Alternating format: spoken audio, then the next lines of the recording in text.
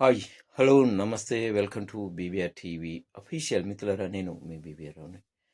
మ్మ్, ఏదైనా మనం విమర్శిస్తే ఏదైనా అంటే ఆ, అన్నారు అంటారు. కానీ 23 లక్షల కోట్ల ఉద్యోగాలు, మ్, అది నమ్మదగిందేనా? ఎలా మాట్లాడతారండి? ఇప్పుడు పెద్ద మనిషి ఆయన మాట్లాడుతున్నప్పుడు కనీసం పక్కన కొడుకు, ఫ్రెండ్స్, లేదా ఆయన పిఏలు, అధికారులు, ఐఏఎస్ ఆఫీసర్లు ఉంటారు. సార్ ఇది కాదు మీరు మాట్లాడుతుంది తప్పు అని చెప్పరా? అలా వదిలేస్తారా?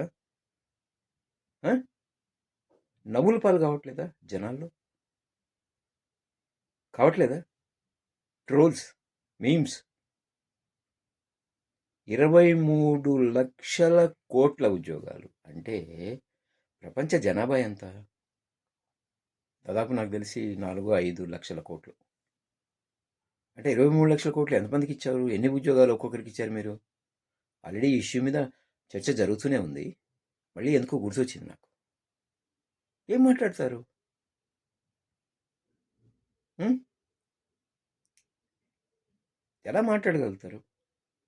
ప్రజలు నవ్వుకుంటున్నారు అని తెలీదా? నోటికి ఏది వస్తే అది. అక్కడ యాంకర్ అడిగింది ఏంది, మీరు చెప్పింది ఏంటి? షాక్ అయిపోయాడు పాపం అతను. హార్ట్ అటాక్ ఉంటే ఆ, అసలు ఏం జరిగిండదో ఆ యాంకర్కి.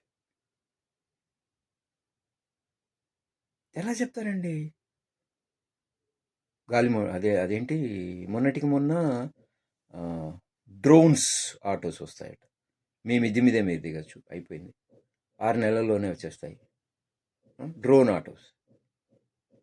ఎవడి చెవులో పూలు పెడుతున్నారు సార్? జనాలను ఎందుకు పిచ్చోళ్ళని చేస్తున్నారు మీరు? కొంచెం ఆలోచించి మాట్లాడండి సార్. పరువు పోగొట్టుకోకండి సార్. రాజకీయాల్లో ఇంత అనుభవం ఉంది, ఇంత పెద్దవాళ్ళు. ఆ? నాకే సిగ్గనిపిస్తుంది. దయచేసి ఒక నిమిషం మాట్లాడే ముందు ఆలోచించండి ప్లీజ్.